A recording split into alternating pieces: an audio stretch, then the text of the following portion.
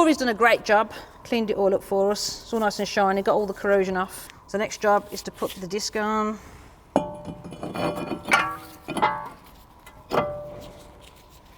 we'll pop the locating screw in there.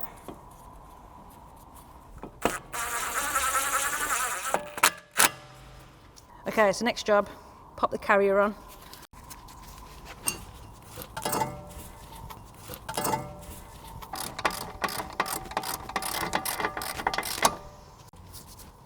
Next step is put the brake pads in. The wear indicator was on the back pad, so this one needs to go in there, and this one needs to go in there. But first of all, need to put a little bit of grease on.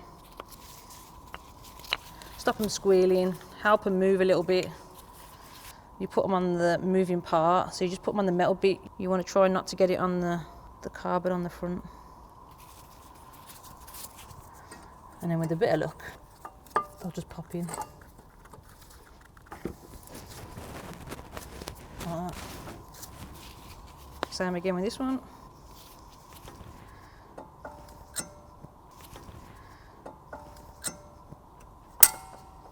Next job, we're going to pop the caliper on. So it just slides on nice and easy because we pushed the piston back earlier. Pop the new bolts in. Top tip, when you put these on, or when you're doing anything up really, put everything in finger tight first.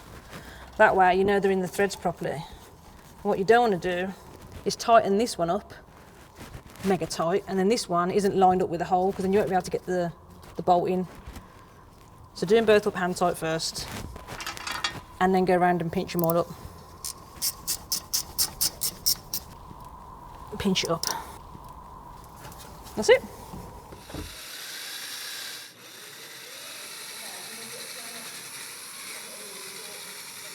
The new disc is about to go on. Line it up. Locating screw. Well handy. And carrier, all greased up.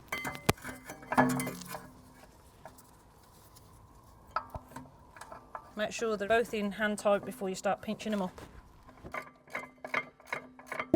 See, brakes tell you when they're going low, well, the pads do anyway. And ideally, best practice is to replace the pads with the discs. But you wouldn't believe how many people just replace the pads because the discs is another extra expense. But you wouldn't pay any extra in labour, because while the pads are off, why would you not just replace the disc as well? New pads. Remember again which way they came off. The wear indicator went on the back. That's for the front. Grease calipers. You only need a little bit, not loads. Make sure you don't get it on the carbon. You just want it on the metal. It's just to help them slide, that's all it's for. They don't squeal or whine.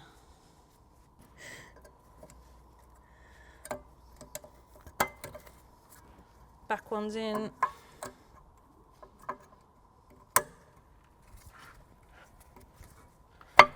Pads are in. Remove the tape.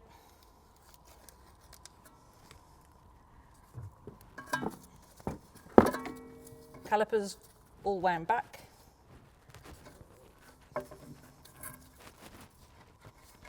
Pop it on.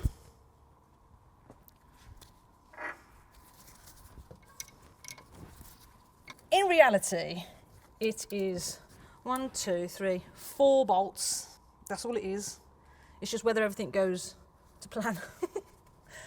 And when they seize, or they're corroded, that's when you can run into a whole can of worms. The driver's side rear spring, it actually failed the MOT on it being fractured, which basically means the spring is broken. If you can see, there is a brake there, because this should wrap around that bottom locator, and the other half is actually still on there. Sometimes you'll find that other half will rattle around, so some people will say to me, oh, every time I go over a bump there's like a ching ching ching ching, and usually that's a broken spring, so that's a telltale sign. So first of all, we'll put some under here, support that, undo this nut, and then slowly bring this down, and the spring should just fall out, and we'll pop the new one back in.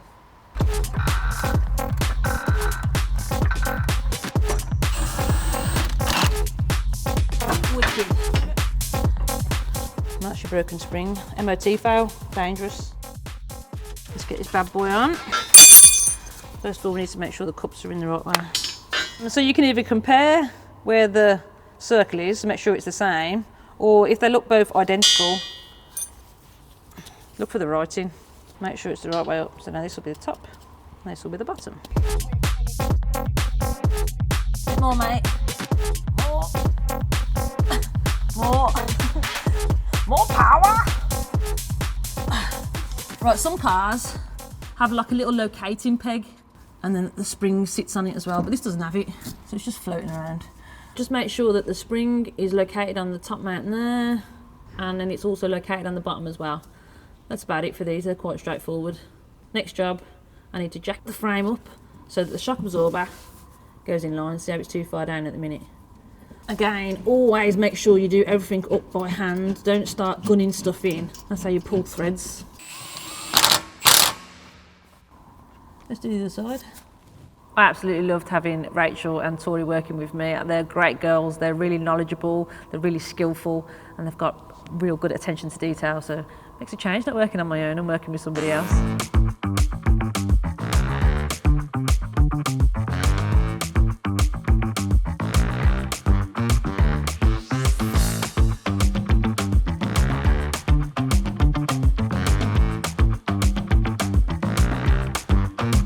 So we picked the car up and we took it straight to the body shop. Rachel did a great job. Prepped the roof, got rid of all the rust, all the scabs, sprayed it. It looks brand new, it's great. We brought it to the workshop. We've done the discs, we've done the pads all round. We've also done both rear springs as well. 2 new tyres, we've serviced it, ready to go.